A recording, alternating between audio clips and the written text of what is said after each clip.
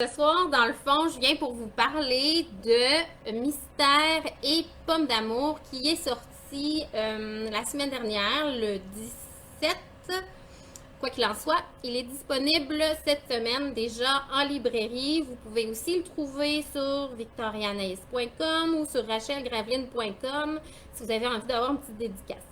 Donc, dans le fond, on commence par la présentation. Ici, vous avez Méliane et Tristan. Alors, dans le fond, l'histoire, en gros, c'est la rencontre de ces deux personnages-là. Tristan, c'est un petit garçon, c'est un garçon qui est très créatif, très imaginatif.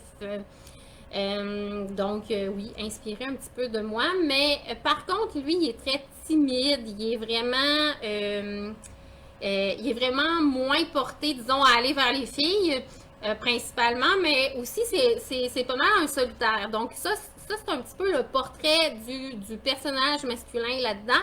Et dans l'histoire, au départ, ce qu'on découvre, c'est que Tristan est en train de lire un roman d'horreur et il adore ça. Au point où ça fait un petit peu exploser son imaginaire dans le sens où après ça, ça devient perpétuel. Là. Tout dans sa tête tourne autour de ce qu'il lit. Est-ce que ça se peut? Est-ce que les légendes, ça se peut? Est-ce que les monstres, ça se peut? Et un soir, il regarde dans sa cour, alors qu'il fait noir et que tout le monde est couché, puis il aperçoit des ombres. Et là, ça le rend vraiment nerveux parce qu'il est justement en train de lire quelque chose qui dit que les ombres dans la cour, ben, il faut s'en méfier parce qu'on ne sait jamais ce qui peut se cacher dans un jardin en plein été. Alors, ça commence, c'est un petit peu comme ça que l'histoire s'amorce et viendra évidemment la jeune Méliane. Alors, Méliane, elle, a une personnalité plutôt téméraire, plutôt espiègle, elle fait des mauvais coups, elle est très drôle, elle se soucie pas vraiment des conséquences. Hein. Elle a une personnalité forte, une personnalité... elle a tendance à beaucoup aller au devant. Donc, c'est ce qui va former un petit peu le duo des deux personnages parce que elle va pousser Tristan à sortir un petit peu de sa zone de confort puis de son petit côté plus timide et plus nerveux. Je vais dire nerveux. Ou peureux, si vous préférez. Tandis qu'elle, elle va aller vraiment au-devant, donc elle va le pousser à aller voir, mais qu'est-ce qui se passe dans la cour. Alors ça, c'est pour le côté mystérieux, mais évidemment, c'est une romance. On a principalement une histoire romantique et en fait, c'est un peu le départ de leur première rencontre. Je vous ai choisi un petit extrait. Dans le fond, là, c'est la première rencontre. Méliane déménage à côté de chez lui. Et, tu sais, Tristan étant ce qu'il est, il s'est imaginé, mais si c'était des vampires assoiffés de sang qui déménageaient à côté de lui, ou si c'était des loups-garous, ou si, tu sais, il est comme dans son imaginaire, et là, tout d'un coup, il voit une fille qui descend, et il se dit « Ah, mais j'ai pas imaginé la pire chose.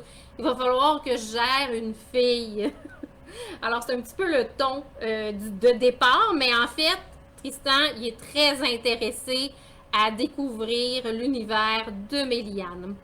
Alors, alors c'est un peu ça. Donc, j'y vais avec l'extrait, puis ils viennent de lui proposer des bonbons. Alors, elle pigea dans le sac avant de lui adresser la parole. « Merci, moi c'est Méliane, et toi? » Tristan se présenta et s'installa à ses côtés. Pas trop près tout de même.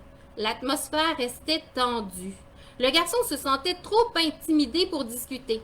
Faute d'idée, il plongea la main dans les verres en gelée, en glissa un sur le bout de ses lèvres, puis tira d'un coup dans sa bouche. L'effet sonore résonna aux oreilles de Méliane. Les deux gourmands se tournèrent aussitôt l'un vers l'autre. Leur expression étonnée se transforma vite en éclat de rire spontané. Leur méthode de dégustation bruyante redonna de la joie à la jeune fille. Son babillage vivifiant anima la conversation en quelques secondes. Tristan ne manquait pas une parole. Méliane avait 12 ans, tout comme lui. Elle irait à l'école secondaire en septembre, tout comme lui, et raffolait des bonbons en forme de serpent, surtout pour les aspirer goulûment. Tout comme lui. C'était presque impossible. Et évidemment, quand on va plus loin, on arrive à la fin du chapitre et on découvre que Tristan regarda la belle s'éloigner jusqu'au moment où elle entra dans sa demeure.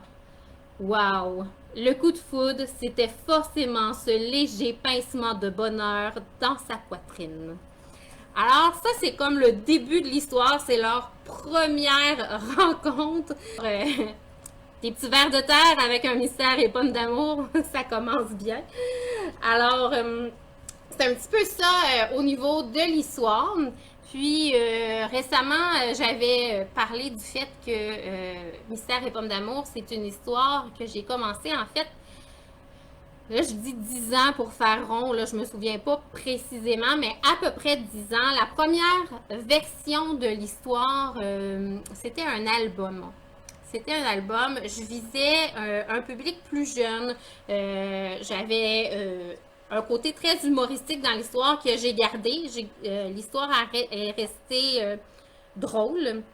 Mais c'est ça. Donc, je visais un public beaucoup plus jeune. Puis, les premiers envois, en fait, c'est que j'ai reçu des refus.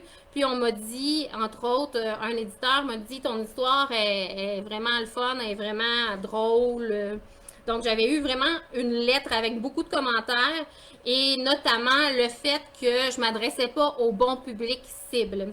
Et ça nous ramène dans ce temps-là parce que c'est le genre de choses qui arrivent en fait. C'est que si on prend pas le temps d'identifier notre public cible puis qu'on écrit sans se poser de questions, ben c'est le genre de choses qui peut arriver. On passe à côté.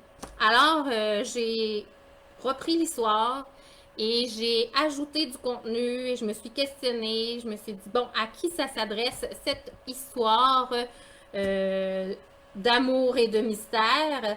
Et c'est là que j'ai augmenté le volume.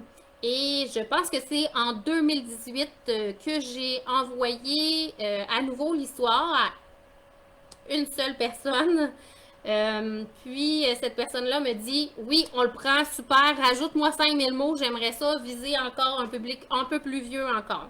Moi, fantastique, je le remets... sur mes textes à travailler, j'ajoute le 5000 mots, mais malheureusement, entre-temps, la maison a été rachetée par une autre maison d'édition et l'autre maison d'édition n'a pas fait suite pour les romans jeunesse. Alors, j'ai dû garder mon roman précieusement en me disant, bon, ben, je vais voir à qui je l'envoie maintenant. Mais, tu sais, quand on travaille des romans, des fois, on prend le texte, on le met de côté, on le reprend, on le retravaille, puis c'est pas toujours un processus qui se fait d'un seul coup, là. Mais celui-là, il s'est fait en plusieurs étapes et finalement, ben c'est ça, quand j'ai fini par me décider à le renvoyer, c'était chez Victorianis. Et eux ont beaucoup aimé l'histoire et je l'ai retravaillé beaucoup aussi en direction littéraire, puis j'étais vraiment très, très contente du résultat. Fait que c'est un petit peu ça en gros. Sinon, au niveau de l'origine de l'histoire, en fait, c'est très drôle parce que j'étais en 4e année quand l'origine de l'histoire s'est créée. C'est dans les cours de musique, on explorait beaucoup la musique québécoise et les enseignantes mettaient une chanson, ça s'appelait La Pomme d'amour. Et c'était un garçon qui rencontrait une jeune fille puis qui lui donnait un défi dans un verger parce que en fait, il voulait gagner un baiser. Mais l'histoire de la chanson n'est pas la même que l'histoire dans le livre. Lui, le garçon, la jeune fille remplit le panier du garçon avec les pommes qu'elle pige parce qu'elle veut qu'il gagne, parce qu'elle veut elle aussi lui donner un baiser.